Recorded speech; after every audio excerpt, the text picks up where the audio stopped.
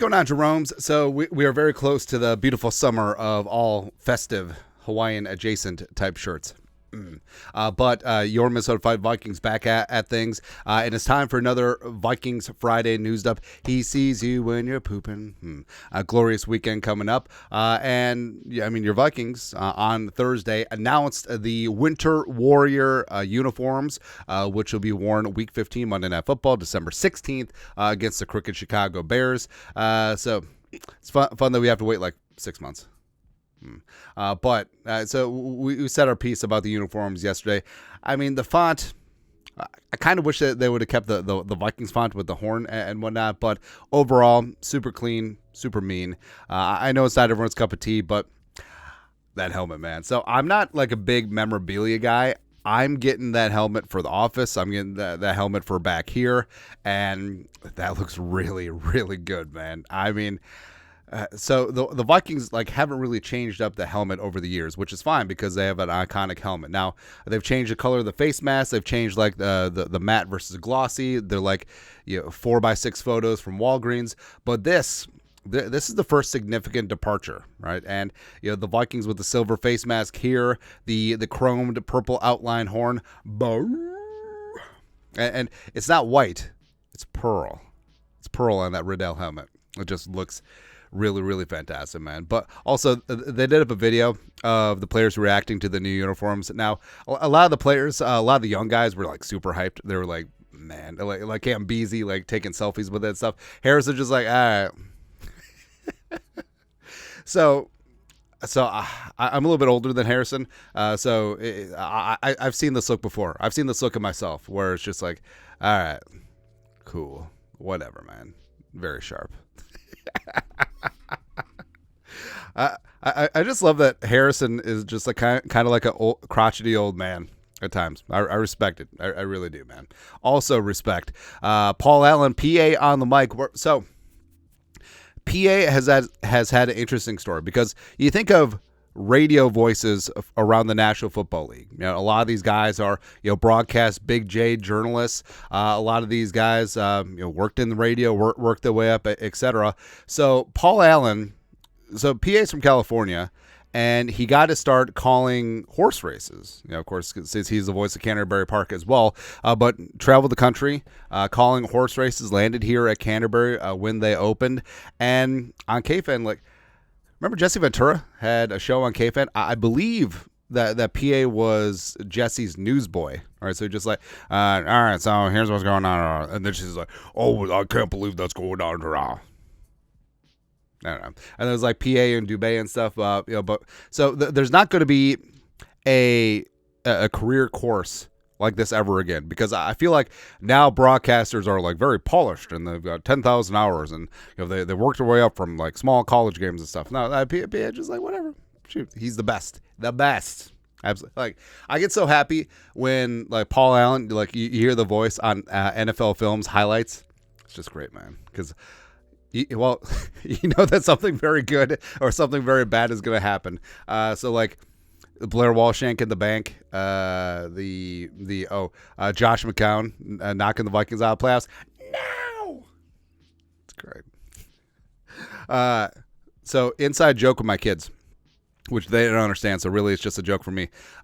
So when the kids we're in the car, and then they're like, let's stop for ice cream. And if we're not planning to stop for ice cream, I'm just like, no. The wife doesn't get it either. So basically, it just makes me laugh, which I feel like is the basis for this entire channel. Anyways, long story longer. PA was at Vikings mandatory minicamp on Thursday, and he tweeted this out. Super windy day, Vikings minicamp, and J.J. McCarthy, the Michigan Wolverine, passes cut through it like the cliched knife through butter. Holy cow, does he have a wonderful arm talent. Hashtag skull fast balls. So he's got the velocity, which is great, and that's something that has stood out. Everyone who's seen him, he was second at the combine in terms of velocity, even though it's not a perfect predictor of actual quarterbacking velocity. It just means that you can throw hard. You do great at the carnival. But basically, every writer, every media person has noted that McCarthy does indeed have a hose on him, and that wasn't really the concern. Well, it was concern for dum-dums who just compared him to Christian Ponder. I mean, he stylistically is a completely different quarterback than Christian Ponder. Ponder didn't have that great of an arm coming out of Florida State. He's very limited in velocity outside the numbers. And besides, like, arm strength isn't all about, hey, can you throw that football over the mountains? Like, can you be like Joe Milton III and throw for 90 yards? Ain't it?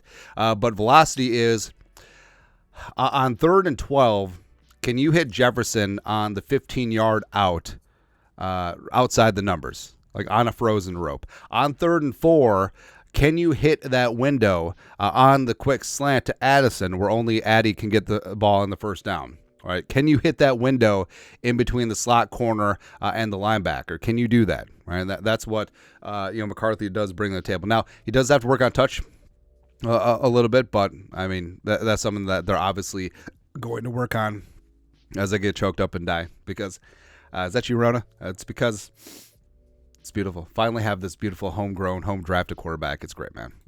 But also could be a bit of a hurry up and wait situation.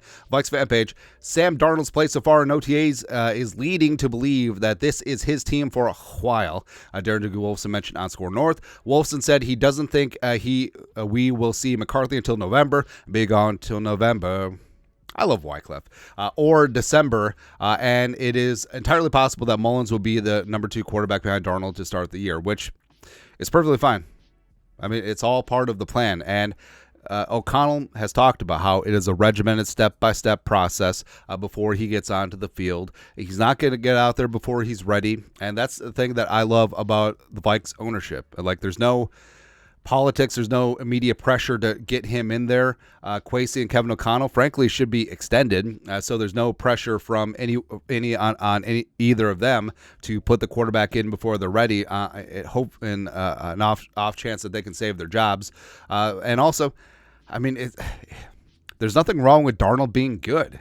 And yes, he failed with the Jets. Yes, he failed in Carolina. Yes, he was a backup last year with the Super Bowl champions. But the reps that he got last year as Brock Purdy's backup in that San Francisco organization, a very high-class, first-class organization in a very similar offense. Again, Darnold has all the weapons here. Like, everything that, all of his potential that made him the number 3 overall pick in 2018, blah, blah, blah, I mean, works out in his favor.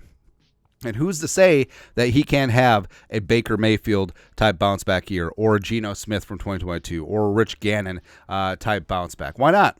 Why the hell not, man? So pretty fired up. And McCarthy will be ready when he's ready. And frankly, if it takes a year, 2, 3 even, don't care. Don't care. Let the kids just sit and marinate. And especially if Sling and Sam Darnold is doing the damn thing. That's right, baby.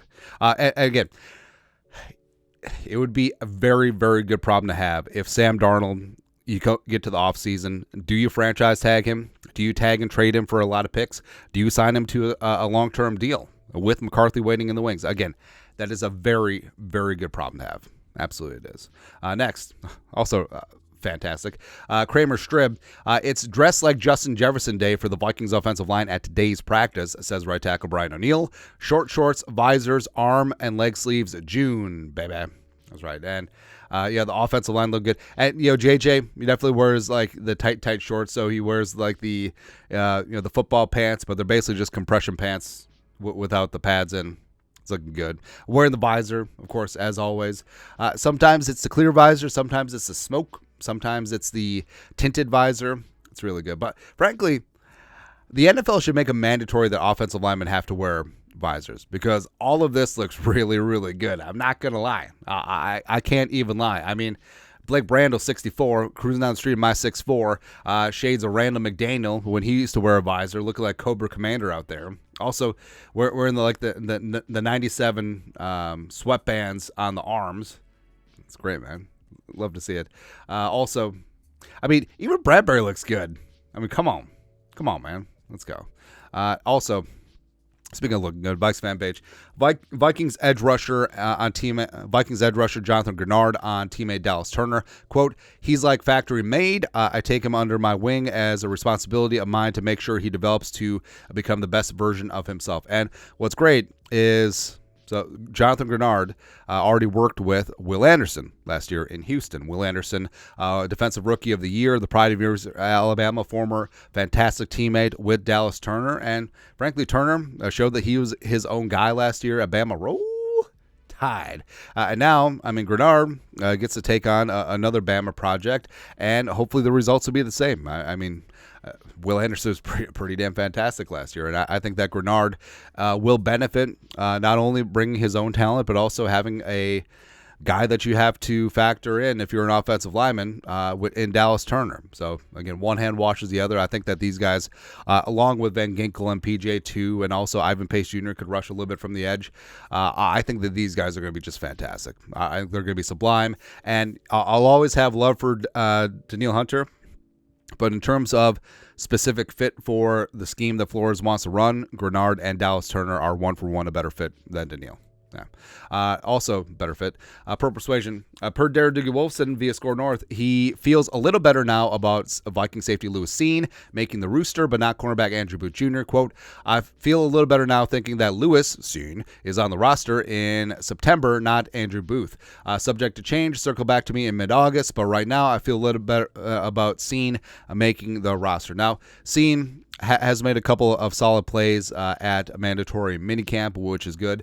And also, the Vikings have an interesting logjam at cornerback. So you got Shaq Griffin, who has been starting on the outside, around the outside, Byron in the slot, and also Mekhi Blackman, Caleb Evans have been rotating in at that right cornerback spot. Now, Kyrie Jackson, they're very high on, although he's down with the sickness right now. But Booth just hasn't really clicked. Especially with Flores and with Durante Jones in there. So, I don't know. I think that, yeah, he was a second-round pick. Yes, he was 42 overall, but are you going to keep him just because of the draft position, or do you like Kyrie Jackson or McLaughlin or Jalen better? All right, so that's what it's going to come down to. And with Cine, so, the Vikings have a very solid safety room. All six of them can contribute. Harrison, Beasley, Metellus, of course, the frickin' trident. Jay Ward has played some good special teams when he's not screwing up. Theo Jackson has been phenomenal. I think that Theo Jackson is sending as well, and there could be a place for Cine. I understand, like, he was a first-round pick, but also that leg injury definitely put him behind the 8 ball. And also, people forget, it's like, well, he wasn't even playing, he wasn't even starting as a rookie before he got hurt. Yes, because he was hurt in training camp, and that's been an issue with Lewis Cine not getting that time of day. So I think it's a spot where he will have a shot, but actually both of them have a shot. Just compete. That's the name of the game. Lastly, Alec Lewis, the Athletic. Vikings tight end Nick Muse, your company's computer guy, missed today's mandatory minicamp practice due to injury per team. Quarterback Kyrie Jackson, he is for real, was also absent with an illness. So, it's June. It's minicamp. It sort of is what it is. But what's interesting with Muse is, the Vikings tight end room all of a sudden is super interesting because you got Hawkinson up on blocks, potentially on the pup, maybe could miss the first half of the year. Possible. Oliver, the mountain man, 6 offensive linemen. Munt and Tanyan's look fantastic, reportedly, during mandatory minicamp. N'Keal Harry, the former receiver, is moving inside. You got Muse and Trey Knox, and also the international pathway player, Samus Reyes. So, Vikings got some very interesting names in that tight end room, man. But hopefully it's nothing major with Nick Muse, and he'll get back out there and get after it. But that's it. That's at Vikings News Dump for this beautiful, wondrous Friday. You guys are the best. You know what to do. Skull Production Value.